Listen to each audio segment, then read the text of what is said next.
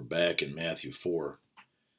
Now we're in verse 12. We just came out of the baptism of Jesus. We saw John the Baptist sort of fighting with the church, and we see Jesus get baptized by John. And now we see that John's in prison. And in verse 12, we find out that when Jesus hears that John's been put in prison, Jesus decides to withdraw and go to Galilee. Now that's always struck me as an odd choice. I mean, your main man is John the Baptist. He's the guy preparing a way for you. He just got done baptizing you. And as soon as he finds out you're in prison, he doesn't come help.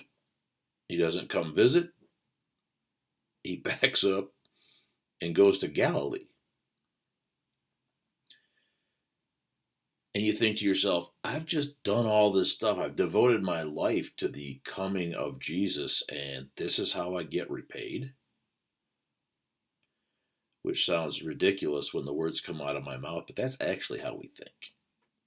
That somehow God owes us something, especially when we are really, really good people, like the magical Santa Claus in the sky, right? In fact, we pray for God to fix this and to prevent that and to get us out of all of the predicaments that we find ourselves in life. That's what we expect God to do. And the reality is, how would it make you feel? How would it make you feel when you were facing the greatest challenge in your life and Jesus actually walks the other direction? He actually leaves you there after doing everything right. I mean, how is that good? How is that fair? Especially fair. And ironically, we think life is supposed to be fair. That's the most objectionable thing about this.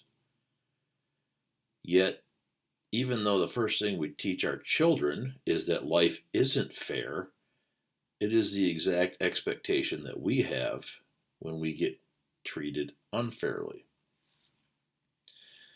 And later, John's still in prison. He's facing his own execution. And so John the Baptist sends his disciples to Jesus, who evidently can't even be bothered to come visit John in prison. And so John is facing his own execution, and maybe he's having some doubts, Is this really the guy? Have I basically put my life on the line for this guy? Is this it? Is he really the guy? So in Matthew 11, John sends his disciples to Jesus to ask him, are you it? Are you the guy? And Jesus doesn't come to talk to John himself, but he says this to his disciples. Go back. You go back. I'm not coming with you. You go back and tell John everything you're seeing going on here. Tell him about all the cool stuff I'm doing. Tell him about how the blind can see, the lame can walk, those who have leprosy are cleansed. Tell him all the deaf can hear. In fact, the dead are raised. Tell him all that cool stuff I'm doing, but he'll realize that I'm not doing any of that for him. I'm doing it for all these other people. But I'm going to leave him there. So Jesus then adds this last line, a fascinating line, maybe specifically, especially for John. In 11 verse 6, he says, but blessed is anyone who does not stumble on account of me. Did you know that Jesus and Jesus' behavior could actually cause you to stumble? Seems like a weird thing to think. We always think that our stumbles are caused by our own sin, by our own choices. We think our stumbles are caused by the sin and choices of other people, that's what can cause us to stumble. And here Jesus says it might actually be me that causes you to stumble. It actually might be my choices that cause you to stumble.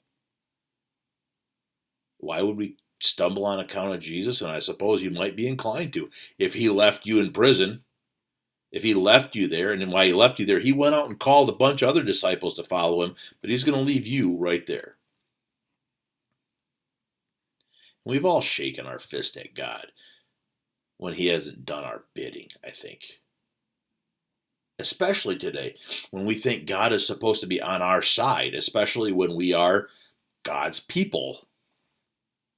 That he's there to help us succeed, to win, to not suffer. He's there to help us be great, especially when we've been good.